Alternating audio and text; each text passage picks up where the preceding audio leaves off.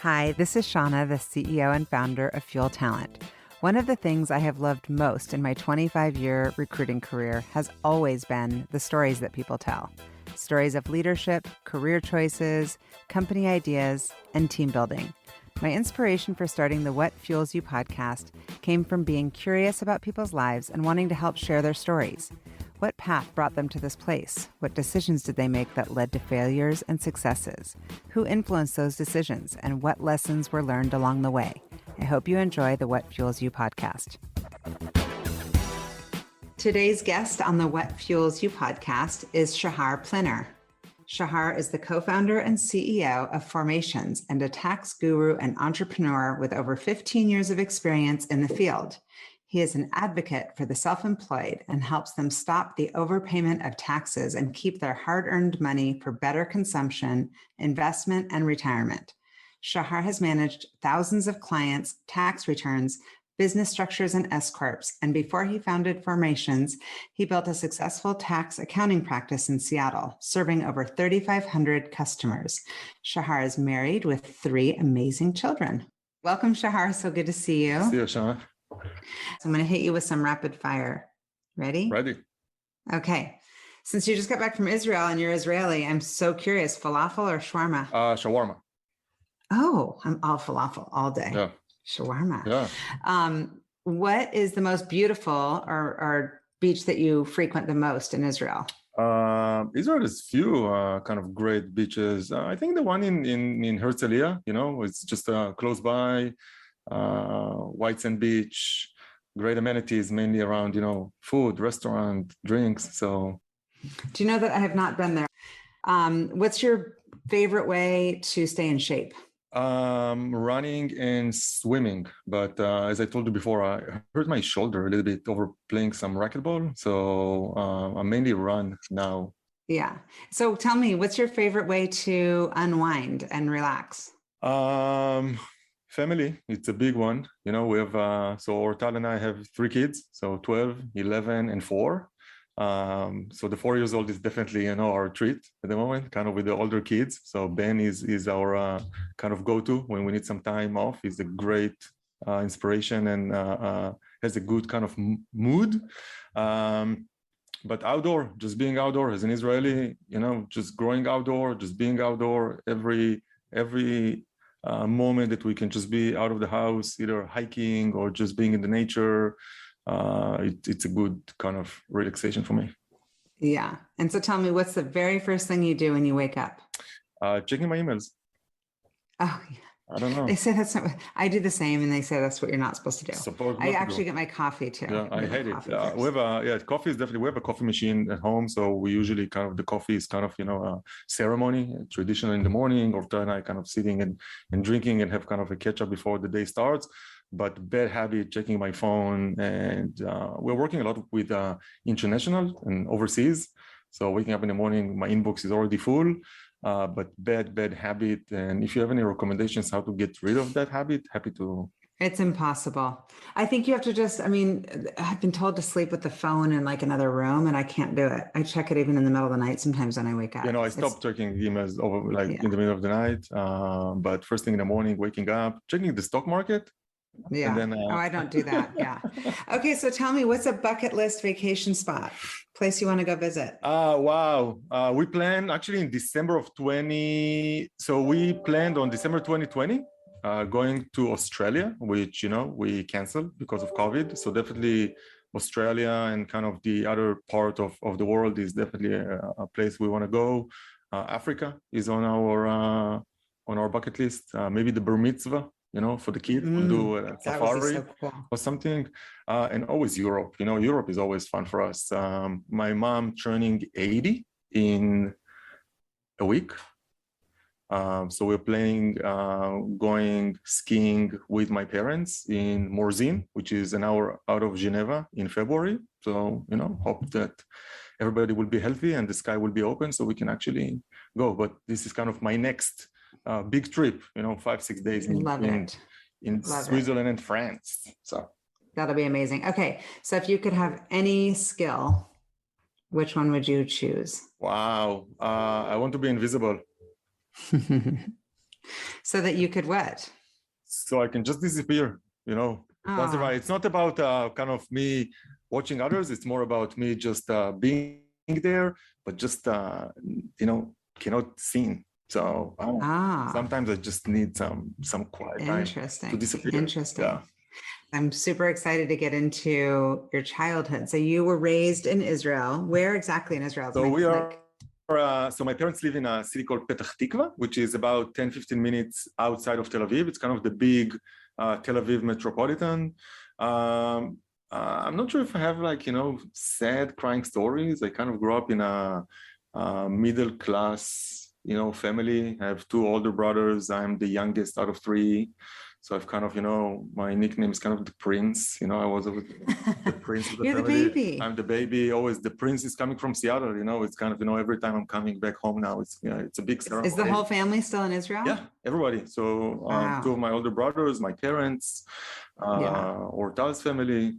So yeah. And what were you into when you were little? Like, what was your way of having fun, way of staying engaged? And I think I was very social. So friends were always around me, both boys and girls. I had a girlfriend, you know, in middle school, which was a big mistake. I don't recommend anybody to have a girlfriend in middle school. For sure, not for 6 years. You know, it's taking some of the fun of middle school and high school. But always were around friends and social and being outdoor. I was playing basketball all the way until high school. I'm not big enough. I'm only, you know, 6 foot in a good day. But I was very talented, but not big enough. But social always kind of distracted me. So, you know, when I had to commit more to be a little bit more professional, I always pull back kind of to social.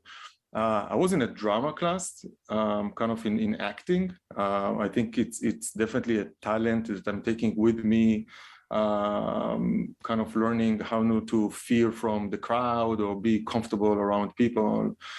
So I think it's a good lesson, because it was for me the foundation of kind of my future career as part of networking and working with people. you're great at it. I've been in situations where I've seen you, and yeah, you're very comfortable in a crowd. And I think it's coming from really early age of being, again, the third out of my older brother is 11 years older than me.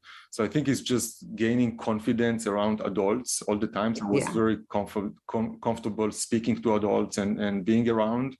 But then again, drama classes and acting classes and being very social. This was kind of my most of my youth.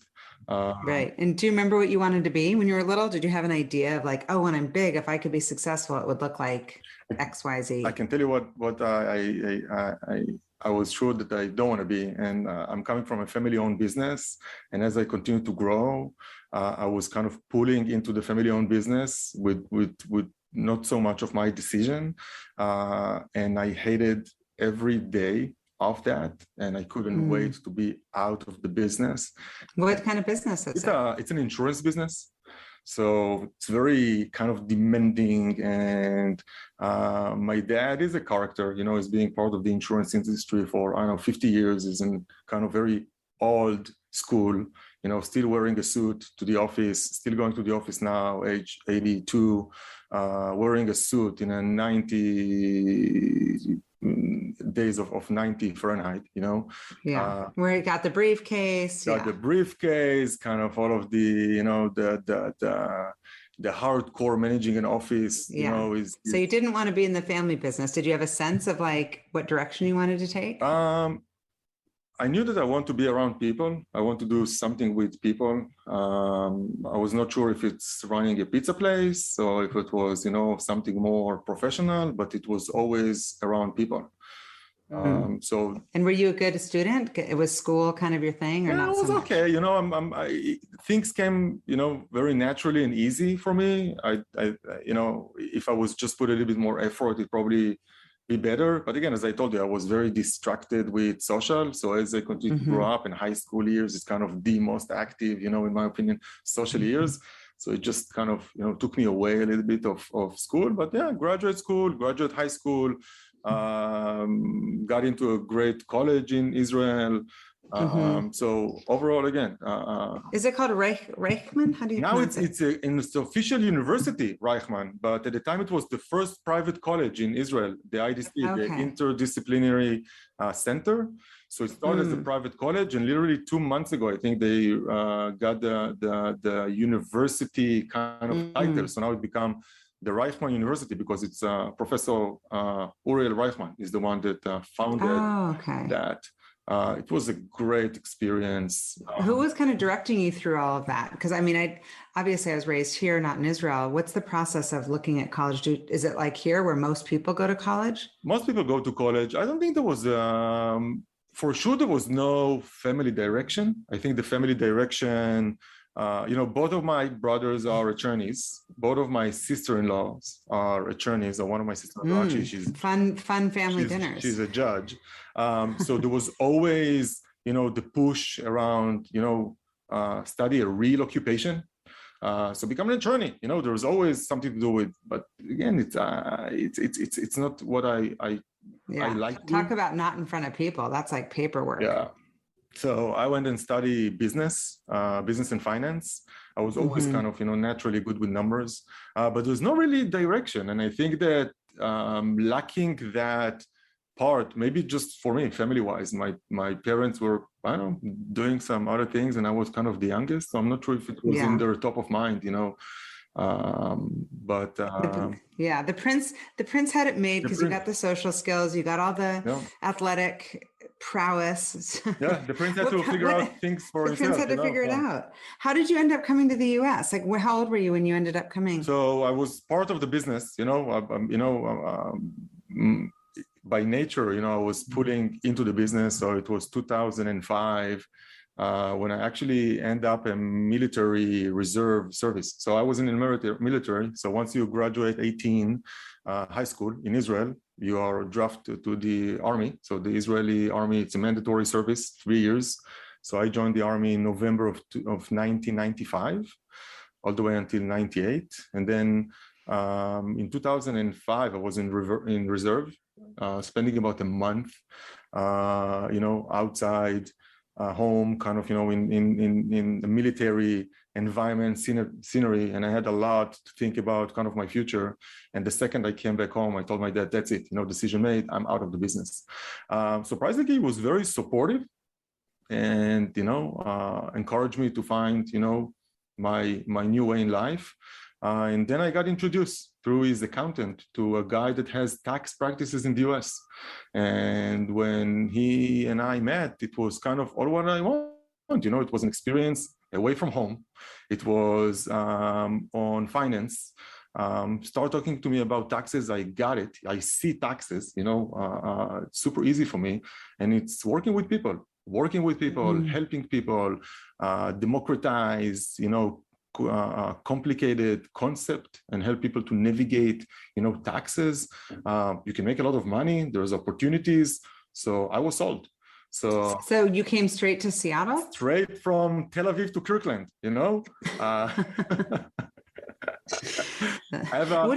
This is probably such an embarrassingly ignorant question, but like, how did the taxes work in Israel versus the US? So Israel is a social country, so taxes are high because you get, free healthcare and most of education is subsidized. So tax system is super aggressive.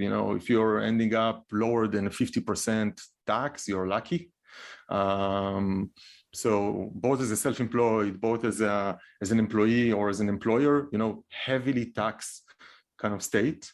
And then you move to the US. Yeah, it's a complicated system, but so complicated, but so much opportunistic for the taxpayers to plan.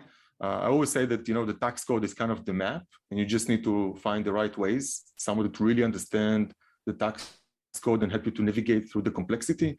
So we'll speak a little bit later about, formations and GPL, but this was kind of the mission. The mission was, hey, I have a unique knowledge and I would love to share it with the world. And if I can monetize it and make money out of it, So you came from Tel Aviv to Kirkland to work with this person. They hired you, Yeah. and you worked for them as kind of, did they mentor you and kind of teach you the business? Yeah. So we started kind of in Israel, back in Israel in June of 2005. We start like a internal education. They have like, like a curriculum that they teach people for 6 months how to become preparers or how to become consultants. At the same time, Ortel and I got married, so it was a September wedding, and then November I took off. So she stayed in Israel for another month just to sell the apartment, sell the goods and everything. And she moved here in January of 2006. Wow. And I started working for the dude in a small practice in Kirkland. It was a new acquisition. They just purchased the practice in Juanita, in north of Kirkland. And they brought me kind of to manage it. So I took over. That's amazing. Yeah, so I took over the practice in January of 2006. So 2006 January was kind of, my first tax season. Wow. And when did you realize that you kind of had an entrepreneurial bug and you wanted to kind of start your own, because you started GPL, right? Yep. So GPL started in 2010. So in 2006, when I started kind of, running the show, because I was the only person here, I had a couple of employees. I kind of figure out that one, I see taxes, so it's super easy for me. Second, I love kind of the interaction with people, both the team and the customers, and the processes and the efficiency that I start kind of putting into the practice, just paying in big bucks.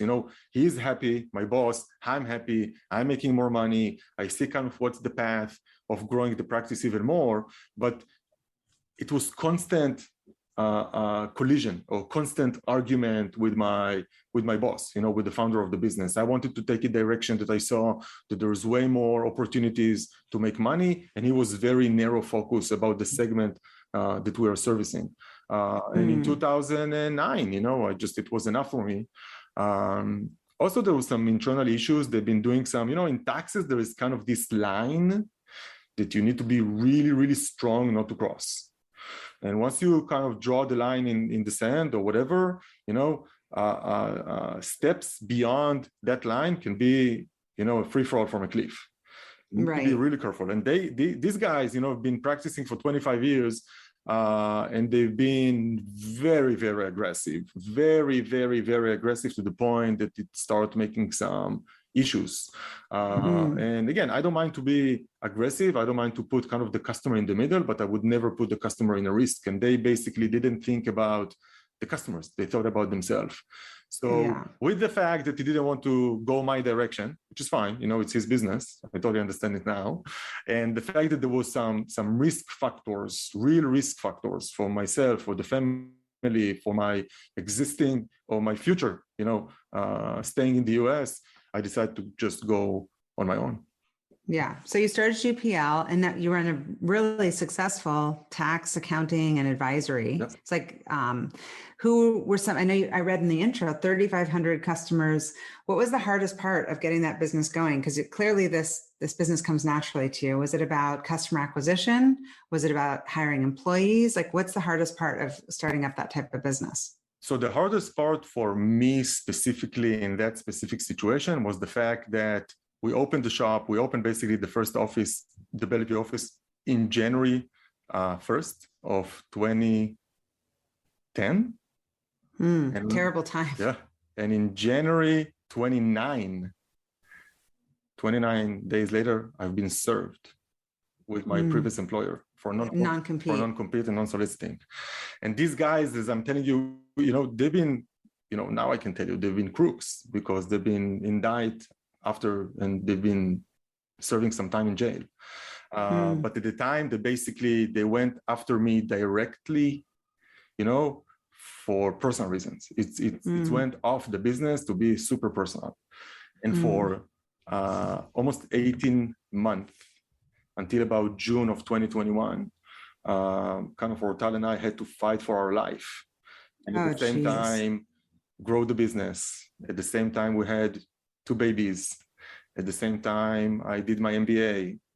At the same time, you need to... Fun times, the craziest time of your life. So one of the craziest time of my life, but I was so confident at my ability to create my own reality. And I think this is part of my theme in life, institutionals and processes and procedures and bureaucracy. At the end of the day, everything is created by human. So if everything is created by human, everything can be, undone by human. Yeah. So I was I was depend on my attorney's advice, and I was depend on some consultant, whatever. But at the end of the day, we've been running the show, or Tal and I, we've been running the show. We've been the people kind of, the run all of the strategy, and it paid off. Again, it took some time. It was super painful.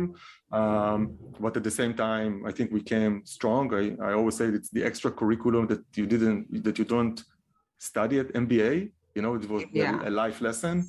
But from business perspective, I think hiring is the hardest part. I think you don't realize, like, I had this kind of perception that I'm opening the door and I'm going to be the best employer ever, and people will just, line up and, and I will like Molly Bloom ice cream, and I would just have to go and pick up, the talent that I want. And unfortunately, it's not so much like that, So I think hiring was a lesson for us. Yeah. Sure. So where does the business GPL stand now, and what gap did you see in the market that inspired you to start Formations? So I'm an insider into the tax and accounting world, but I'm an outsider as I'm not a CPA. I'm what to call an unenrolled. I'm not a CPA, I'm not an EA. I'm a tax master, I'm a tax guru. I'm someone that see and understand taxes and passionate about it. But as such, we could not establish, a CPA firm, nor I wanted to establish a CPA firm. So we always wanted to be kind of categorized as a consulting, boutique consulting, tax and accounting, that most responsible for tax planning and execution and strategy, less about the preparation. And as such, it was always for me a discussion that GPL is just an accelerator for me. It's a way for me to start being an entrepreneur in the US, but I always knew that in my journey for the next 10 years, my 10 years mission was to find something next for me. And as a high net individual consultant, I was dealing with people in Tel Aviv, in Seattle, in the Bay Area, and always people say, hey, Shahar, come work with me on real estate, come work with me on that investment, let's open a startup here. And I always kind of, in the essentialism, I kind of, explore the opportunity and kill it immediately, because real estate, who wants to talk to buildings? I'm a people person. I want to speak to people. And just working for someone else or just do, a venture with someone, always come back to the industry, because I think that there is so much opportunity in the tax and accounting, because it's so old-fashioned, fragmented, arcade. Unfortunately, the industry is aging. 25% of CPA will retire in the next 5 years, and another 25% will retire in the next 10 years. So it's a very aging industry and a very compliant-driven, not customer experience focused. So for me, it was great to continue and shape the industry, but I was always on a mission to find what's next for me. And in 2016, after being in GPL for 6 years, and the business kind of established, and we built foundation for management and leadership and functions in the business, I started kind of making some experiments with if we can productize a solution for self-employed. And the idea was that, the US tax system is geared towards corporation. If you're a corporation, or if you're a W-2 employee, part of the corporate world, you're golden. You have solutions, someone is taking care for your taxes, for your benefits, for your overall financial well-being. And self-employed is the only segment that all of that burden is on their shoulders, on their head. Nobody is managing their financials. Nobody is managing their taxes. We're saying that taxes is the largest unmanaged expense of a business. And they don't see it as an expense category. They just see it as a dead end. And it's not a dead end. If you can control and manage taxes like you control and manage your sales and marketing, it becomes a profit center. You can save tens of thousands of dollars every year by being in the right tax structure. And we found out that every time self-employed is coming to the practice, we are creating the same solution and again and again. Over time, kind of the next 3 years between 2016 and 2019, we experiment more and more and more how to make that experience more efficient and more complete and more productized. And then I knew that that's it. It's so brilliant. I mean, it's so brilliant. I know you've been targeting people who are self-employed specifically right now. I don't know if this is like the targeted segment indefinitely or just is where you're starting, but real estate, creative business consultants. And when I was preparing for this, I was like, this makes so much sense. Like or even like, I don't know if it's like hairdressers or something, but I'm thinking about all these people who, or even, I mean, it's endless. I mean, it's kind of like the market is huge for you Huge. because people who are doing the thing that they love don't want to spend time doing this and they don't know how. And they just think it's like, it's actually also, I think sometimes an obstacle to people starting out on their own because they're intimidated and they don't know what to do. So having this business is brilliant. How do you find the businesses to partner with? So early on, we went out of stealth in March of 2020, which was a great time. Perfect timing. To go out of stealth. The best companies in the world actually established during, crisis time. So if you can succeed and navigate and be able to pull yourself out of kind of this economic crisis, I think, you'll be able to take on everything.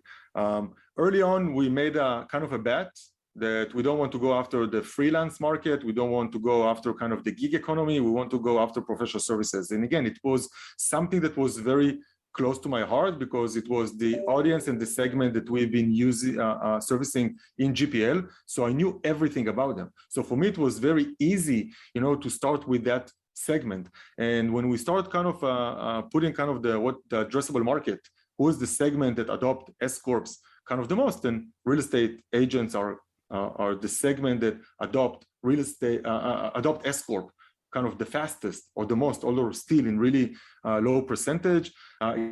It's an audience that pick up the phone, for their living, so you can actually call them for sales and they answer.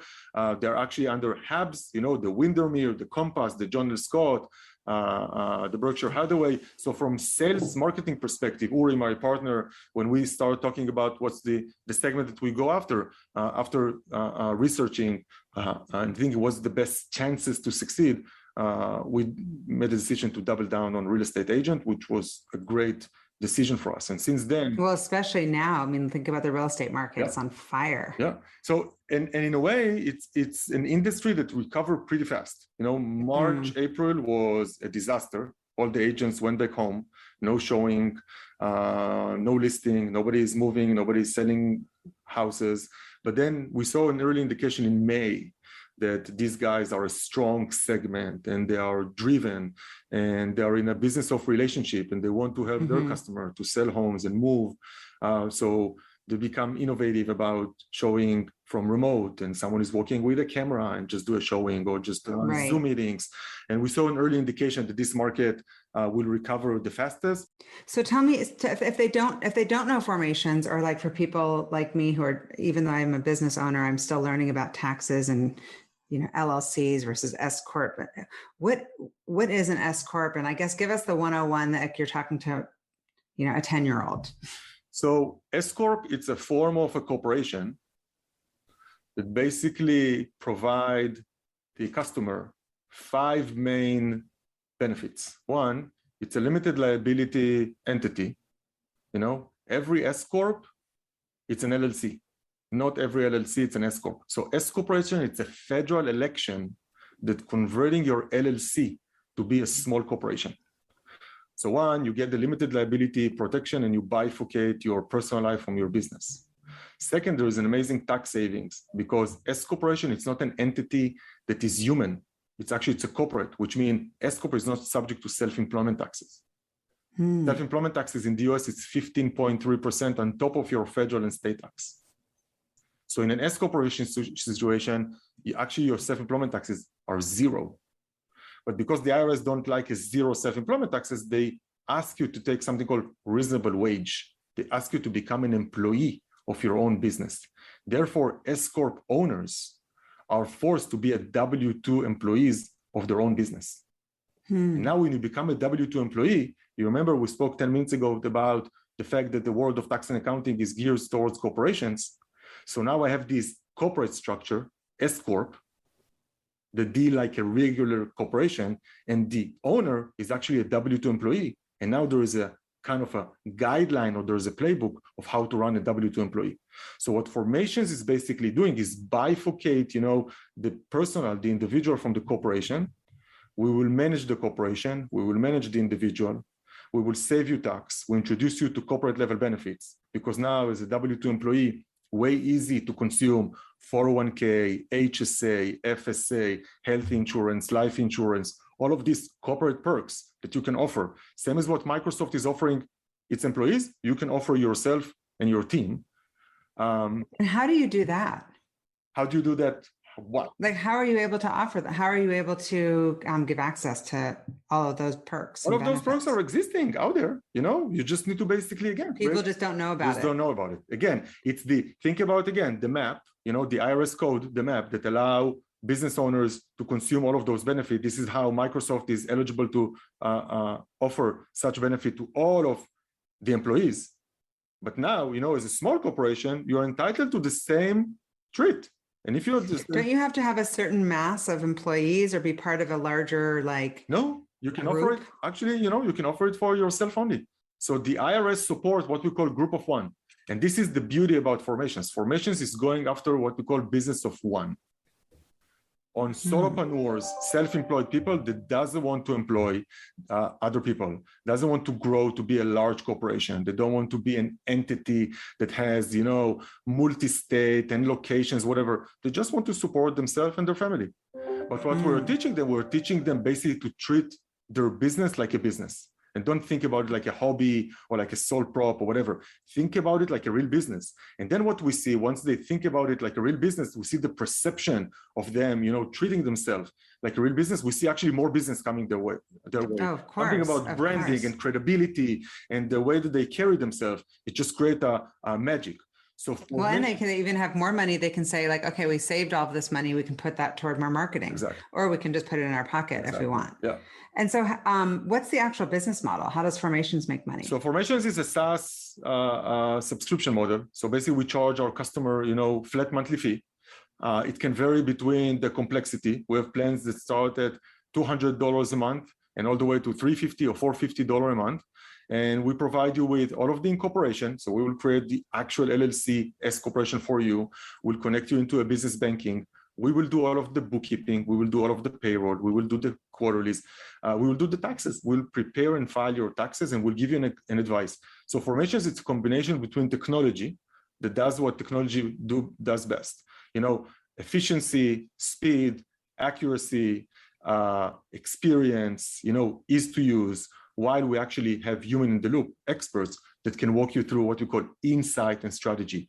Actually, what the numbers are telling you. And the biggest problem that self-employed is facing is they don't have visibility into their financials. Most of them are basically on autopilot for a year, don't know anything about how much the business is making, how much you make, how much you cash, how much is your profit, what is the disposable income, what is cash flow, how much I can take out. They have zero visibility into the financials, therefore they make poor decisions on their financials. What Formations allow you to see is your numbers on a daily, weekly, monthly basis. And then our experts will not just help you to make a decision, we will be the partner in this game that will help you also to execute.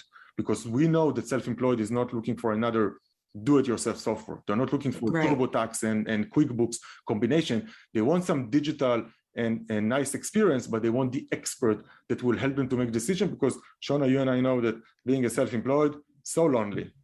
And so sometimes so stressful. And there's not so many people that we can ask, an advice. And everybody is a little bit different. But when you find the right partner that can, walk with you into this hard decision and provide you some data, but also help you to make the decision and execute for you, I think it's a big. Oh, it's brilliant. I have a lot of friends who are real estate brokers that I want to tell about Formations and turn them onto the platform. But my question is, I'm pretty sure they already have many of the service offerings handled. So would they be a good target customer if they only need the tax part? No, Formations is all or nothing, because our belief is that our playbook can only be executed if we own the annual journey, if we own every aspect of cleaning the books, organize the books, setting the wages, the reasonable compensation, determine the benefit, and file the tax. If they have an accountant, great. We will keep him as the personal consultant, which means he or she can do the 1040, which means if you be a formations customer, we will walk you through and execute everything on your business. And then we'll give you a K1 and W2 so you can go and deal with your 1040 with your long-term accountant or with, again, the person that making, you have a relationship to do your taxes. So we can either replace, end-to-end, business and personal, or we will take care of everything on the business and you will stay with your personal taxes, with your accountant, but we won't be able to break bookkeeping and tax and benefit and advice. Yeah. It's all included in this flat monthly fee. Okay, got it. And so are there mistakes that you're seeing most common that you're like, oh my gosh, I wish I could just like wear this on my forehead. Like, don't do these 3 things when you're meeting people. And when one of them is like, I don't even know if this is true, but don't you have to take a certain salary, or is there a certain target salary? As an S corporation, you need to take salary. But what we see kind of the most common mistake, one, people are over-expensing. People think that by expensing in the business or deducting, they will reduce their tax liability. What they're basically doing, they're diluting basically their cash flow. They have a belief that before the end of the year, I need to expense all of those things to avoid the tax liability. Being in the right entity structure, like an S corporation versus sole prop, will save you $15,000 a year. $15,000 a year bottom line, which means if you're in a 30% tax, you need $50,000 expenses in 30% to get into, $15,000 of tax savings. So you don't need to expense, to save tax. Second, we don't see people basically thinking what we call profit first. Profit first is our concept about income minus your profit equal your expenses. People basically think the traditional way, income minus expenses equal your profit. But because your expenses are heavy, there's not much profit left. So what we teach them is to think about profit first. Same as what corporate America is doing. You are enrolled to a $200,000 wage with Microsoft, but you get only $3,000 in your pocket. Why? Because they're deducting taxes, Social Security, Medicare, 401k, HSA, FSA, benefit. This is what we want to teach self-employed. You're making so much money, profit first. Put money into kids funds, HSA, 401k. Take care of yourself first. And by doing that, your tax liability will reduce dramatically. And second, and third, the biggest mistake, self-employed don't ask why. Why I'm in that specific structure, why I'm struggling with taxes, why I'm struggling with cash flow, why I'm not in understanding of what's going on in my business. And setting those goals, which means I have a goal for a specific year and I want to address it. I think this is the key to be successful. So don't overexpense, think about profit first.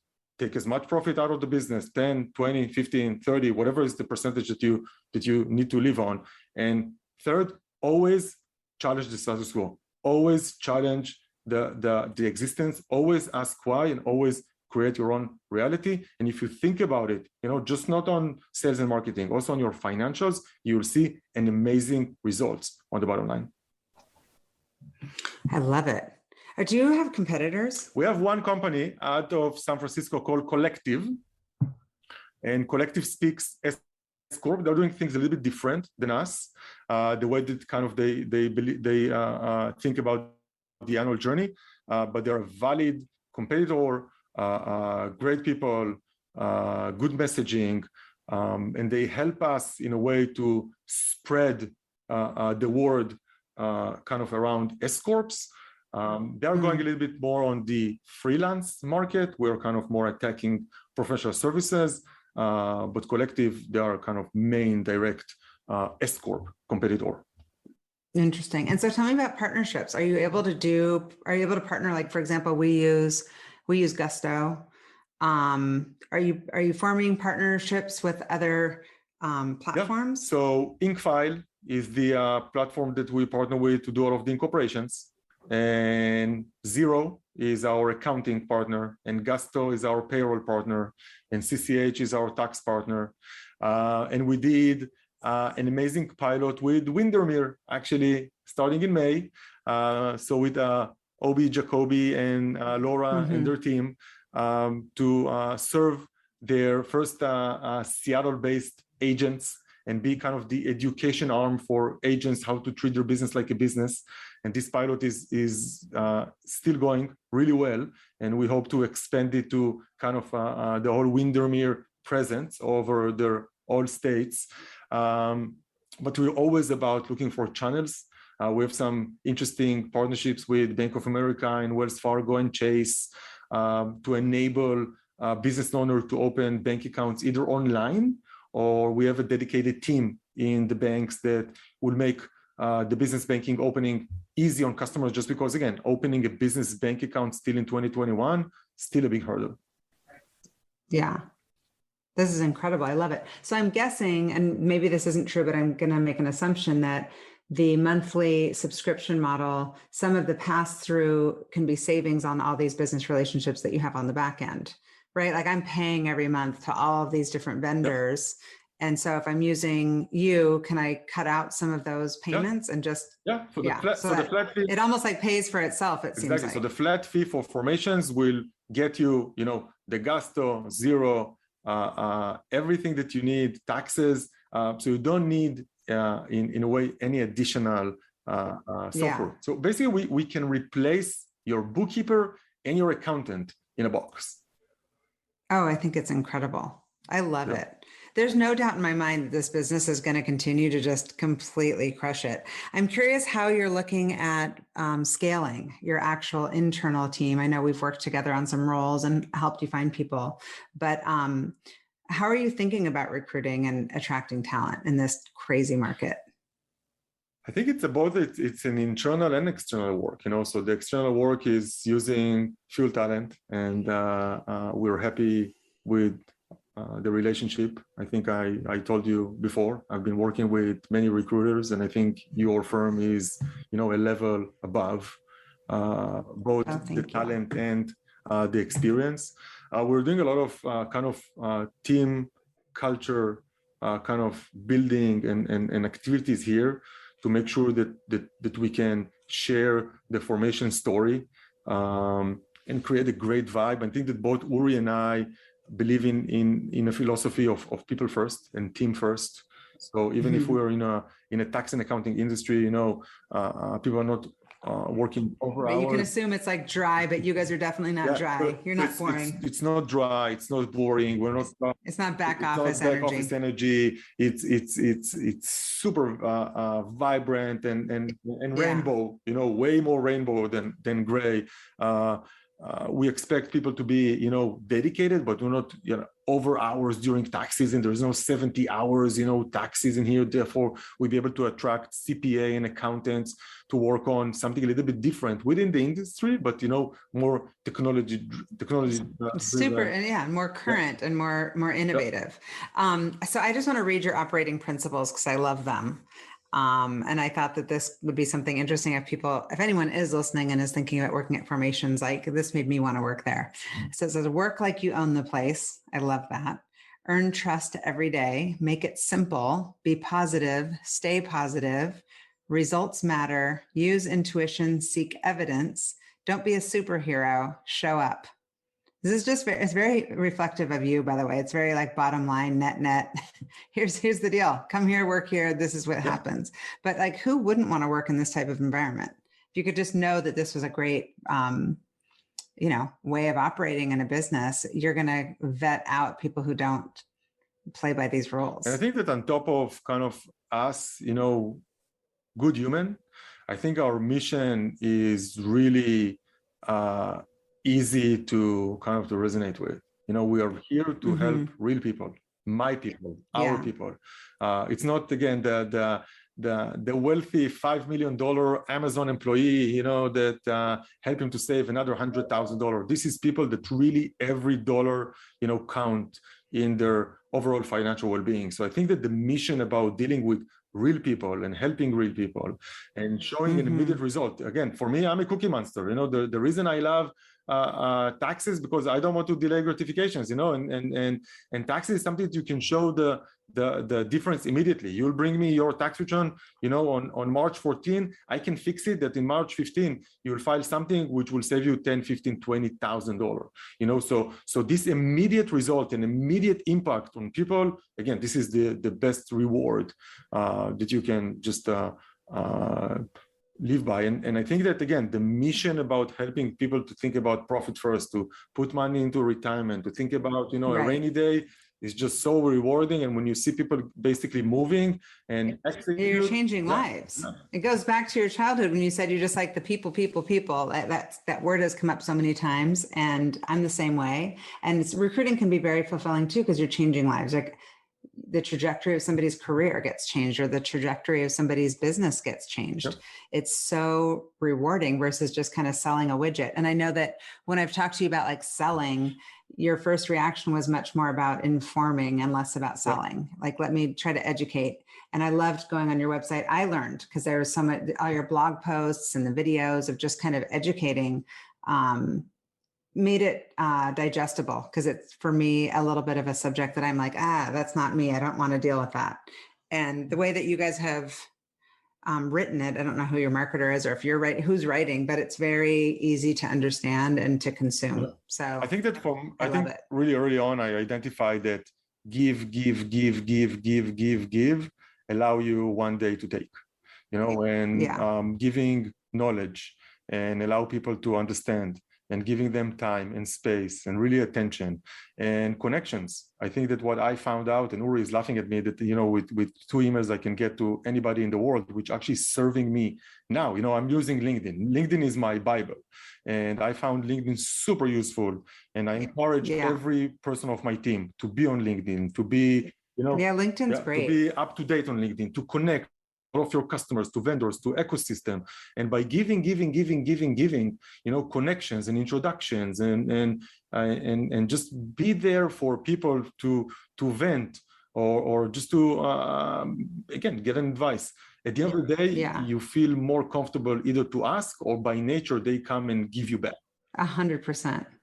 I think sometimes that's just intuitive. I don't even think that's something like, I obviously tell my team that, but I think it's also just intuitive. Like, if it's just who you are, you're a giver by nature, and that's who you are, it does come back. It just comes back organically. And people are so happy to open up introductions or doors of any sort. I know I am. So anyone that that I can introduce you to, I'm always, of course, happy to help. And I think also from the part of the formations team, we are hiring very young, age, most of out of college, first job people.